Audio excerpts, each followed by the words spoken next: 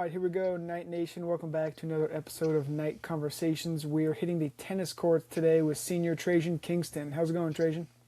Good. How are you? Doing good, doing good. It's we're excited to. I've always wanted to get a tennis player on because you guys play like a fall season and a spring season, but you carry over your records. So I'm excited to kind of chat about the spring season coming up as you had the fall season. You're the president of the SVU Pickleball Club.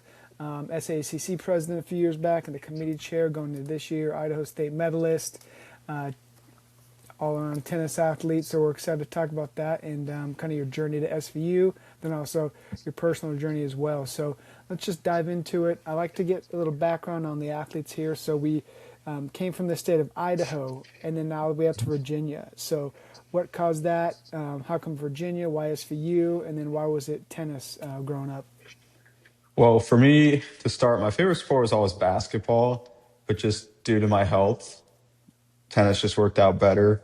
Mm-hmm. Out to SVU, I was just on a family vacation in Myrtle Beach. Came out here for a recruiting trip with my best friend. He didn't end up coming. He was our star basketball player in high school, but he didn't end up coming. But I really liked it, and my brother lives in Charlotte, so I at least have family somewhat close. And I really loved the atmosphere, even though my recruiting trip was over the summer and no one was here. I still just loved the scenery and how beautiful it was. Awesome. And so then what was it like growing up in Idaho? You said your favorite, growing up favorite sport was basketball, but then transitioning to tennis, what was that like playing multiple sports and growing up, I'm assuming? Yeah, it was definitely interesting. I was involved in so many sports from a young age because I was just so interested in anything to do outside, inside, just moving around. I loved soccer as well, football, but those got restricted as well. I was a huge Boise State fan. I still am. And I worked with their tennis teams a couple times, love their football program.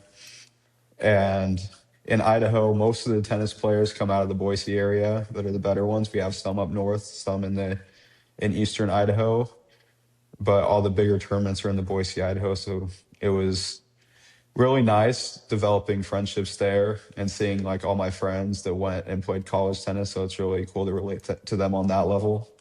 Yeah, that makes sense. And then um, as you were kind of growing up as far as kind of the academic side, and then what was that like growing up? A lot of honors classes. How did you balance that as you were playing so many sports and doing so many things?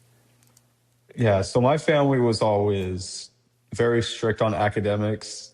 With me, as we'll get into later with my health, it was a little bit more difficult.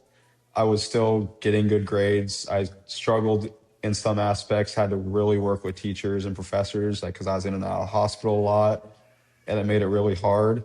My older brother and sister and my younger brother, all my siblings were top 10, and I was like number 50 or something. Yeah. So I was like, maybe I'm not as smart, but it was still good. Still got honors courses figured out, a couple AP courses, and was able to graduate with a good GPA. And now I'm here. Love it, love it. And then as you transition into the college scene, we'll talk about the academics and the health in a minute here. But as far as tennis-wise, what's it been like, the style of play, kind of your mentality as you've been in the college scene for a few years now? I definitely love the competition here and just the practices you're playing with. In high school, middle school, yeah, you play with all those kids, you play against all your friends. Here, you're playing against someone new every single time. Sometimes you'll get the same person 2 years in a row, but it's not very likely. And you have new teammates come in every single year. I feel like on our team, just because of how well we know each other and how often we hit, any one of us could beat anyone on any given day sometimes, which makes it very competitive.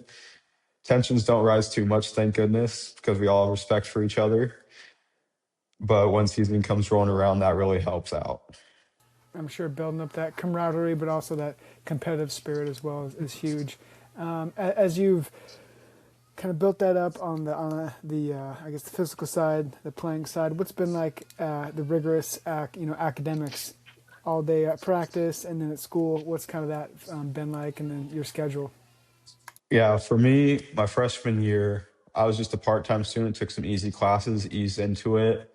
I struggle a little bit with memory retention. So my sophomore year, jumping into some harder classes, full-time student, it definitely took some adjusting, but I was able to get into it. And especially last year and this year, I'm doing way better and have just figured things out what I need to do, whether it's put in extra hours or try different study methods or study with friends. Whatever I need to do, I manage it, manage my schedule around tennis and around school and whatever I'm doing. Yeah, a lot of that time management comes into play, obviously. So what's kind of the schedule right now as you guys are about to head into, I guess, your second part of your schedule, you could call it. Yeah, so right now, obviously, the snowstorm hit. It took us a long time to finally get up to the courts to play. It's interesting having a fall and a spring season because you have just such a big lull in between, and you always have some new people come in at semester. We've got Spencer Knight back from my freshman year, which is great having him on the team. But right now, we're just trying to figure out doubles teams, figure out who's going to play where in singles, which it's tough because we have our first match Thursday. It's supposed to rain or snow on Monday, and today it rained. So, weather forbidding, we should be able to get everything situated. And with how close we are, well, we should be able to make it work either way. Yeah, And I trust the guys, and we'll have a great season. love it, love it. What goes into the doubles pairings? Is it based off kind of strengths and weaknesses? I guess personal connection. What kind of goes into that? Yeah, so there's definitely a lot of things that go into it. The main thing I would say that goes into it, you got the left side is called the backhand side or the ad side, and then the right hand side is the deuce or the forehand side. It's what side you play because you can't rotate it in the middle of the match. Mm, It if you have a lefty, that also helps. And for me, I always played on the deuce side or forehand side growing up. This year, I made the switch to the ad side okay, to let some newer guys just get the opportunity. And I figured I can put in some extra time and just figure out what I need to do. And I've really been able to do that and learn that I can play that side pretty well as love well. it. Not necessarily attack as much, but still keep us in the point Uh, and set up my partner pretty well. yeah, I love it. So something new, exciting that we'll be able to watch as Mhm. this new part of the season unfolds. So that's exciting. Something to watch. And I'm sure it'll have some new challenges, but also some new kind of improvements and things that you've been working on. And what kind of goes into the off season? You mentioned kind of having that lull in between. What were some of the things you're working on? Maybe the new I guess partner routine. Yeah. Obviously, we have weights still. We still go up to the courts every day as long as it's not too cold or raining or snowing, which didn't happen a ton this year. But pretty much October and November, we're still up there at the courts every day. We were up there probably 2 or 3 days in January when it was nice. I was able to get us into some indoor courts in Salem a couple times. So we're still working, we're hanging out. I know we still play pickleball sometimes, we play basketball. So we're still staying in shape as much as we can with the weather. Yeah, no, for sure, and you have to, and especially with kind of the weather being such a big factor in tennis as far as Mhm. being the outdoors. And so, and talk to us a little bit about pickleball. I know you kind of helping that you're running the pickleball club there at SVU. Obviously, I'm assuming you love pickleball outside of just that, but what goes into that, and is there a lot of carryover between pickleball and tennis? Yeah, so what's funny is I have a love-hate relationship with pickleball because there's a lot of people that just say, "Oh, I'm good at pickleball, I can go play tennis," or they just Mm. think they're really good at pickleball, and I'm like, I can go in and not move and do just as well as you. It's just lazy tennis pretty much. But it's still really fun. I picked it up because no one had picked it up and I really loved it and I was able to grow it. I had a great vice president and secretary last year and I have a great vice president this year. We were able to grow it into one of the biggest clubs at SVU and help people get outside some more and also have a social aspect, make a lot of new connections. I brought in a sponsorship this year that's able to get people some cheaper paddles and has definitely helped out the club and given us some paddles that we can just use when people don't have any. And it's just been a big help to me and everyone in the club. Love it, and put a plug in for the club here. Where can people find the club Yeah. and get involved? It's Engage Pickleball. They sponsor a lot of colleges. They sponsor a top 10 pickleball player actually now that switched this year, so that's exciting to see.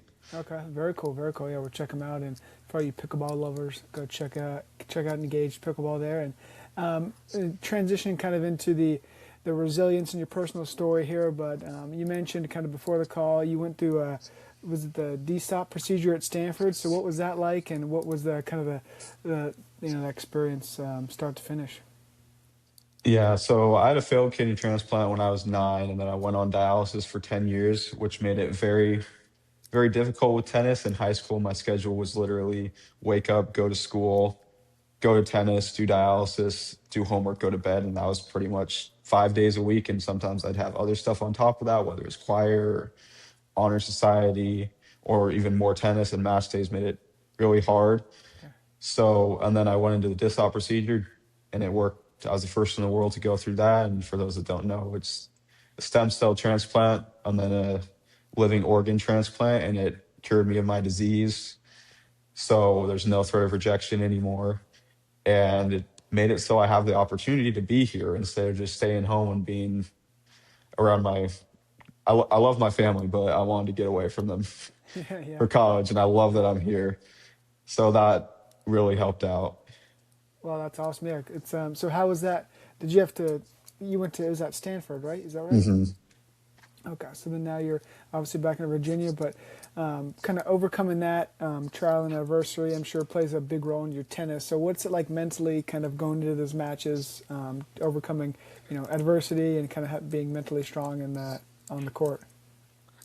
Yeah, for me, going back to high school again, I was always having to work so much harder. Like saw people put in the same amount as like less work than me, and I was always getting passed up because I didn't feel good or I had something go wrong with dialysis or I was in the hospital.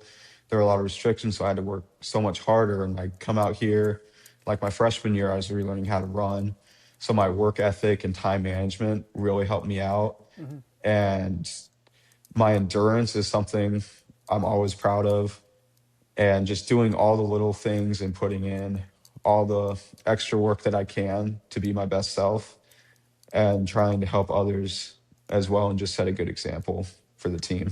Yeah, love it. Great, great, great answer. And a lot of fan favorite questions here, but we'll start kind of your rapid fire questions, so to speak. But if you could play any tennis tournament in the world, free exemption getting in, what tennis tournament would you play? Oh, I would definitely go French Open because I love playing on clay. I'm someone that slides even on concrete. I've played on grass. I completely hate it. It's the worst. I'm Fair. used to concrete, but like all summer, I worked at a country club that had clay courts, and that's what we used all the time. And I just love it so much. It's more my style, so I definitely go with the French Open there on the clay. Got it. And then what about a favorite tennis player? Oh, favorite tennis player now. I would say I like to stick with the Americans. I saw Francis Tiafoe live at the US Open 2 years ago. So I really like him. In the past, I've liked Roger Federer. Yeah. Not very many people know Stan Querrey, but I watched him live as well. And I got to meet the Bryan brothers, which are the best doubles team in history of the sport. And they're really fun to watch as well, even though they're retired. Yeah, yeah, no doubt. And then what about outside of tennis, some of your favorite hobbies or secret talent?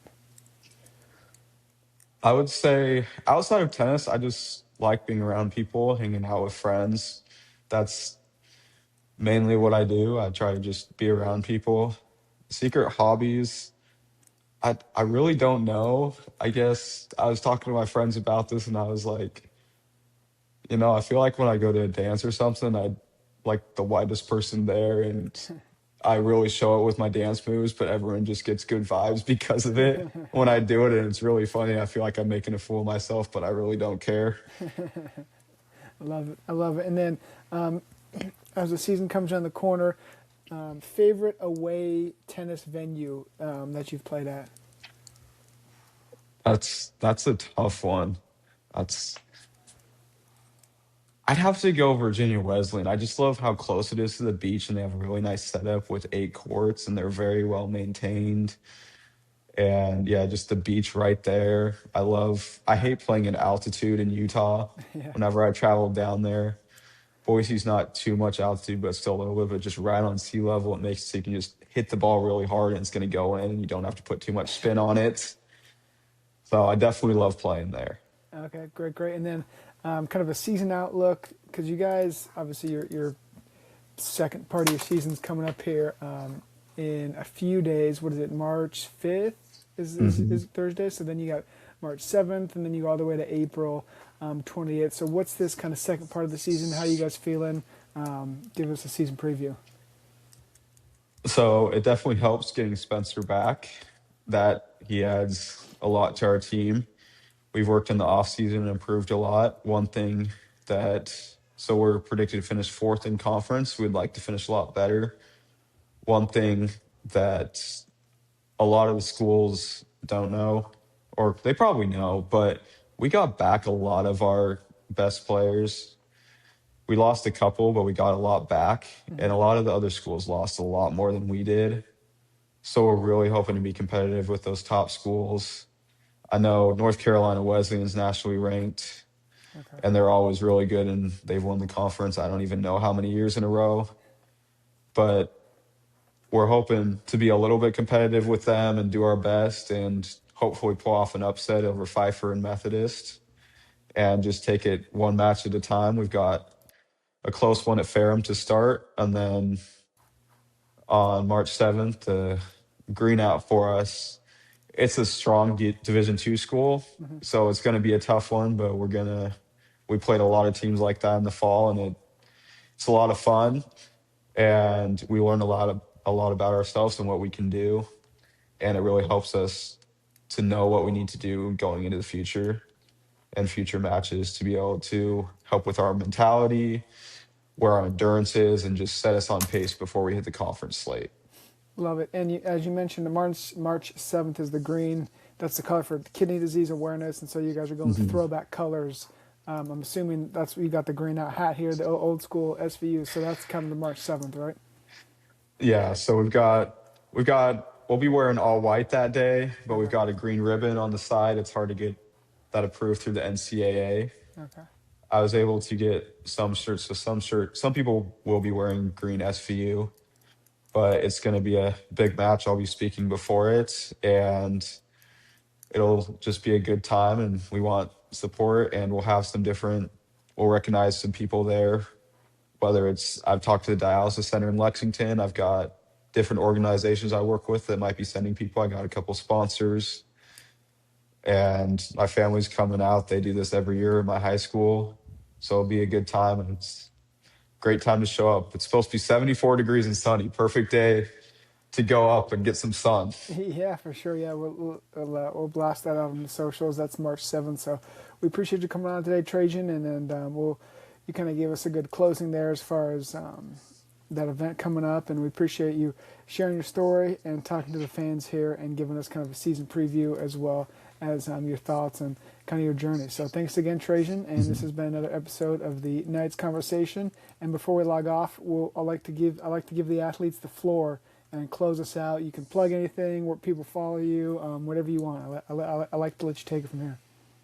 I just like to give advice. I do it a lot, whether it's around the world or just to SVU, but just keep doing your best, do all the little things, and it'll pay off eventually. It may not seem like it originally, but years down the road, or it could be weeks, whatever it is, it always pays off.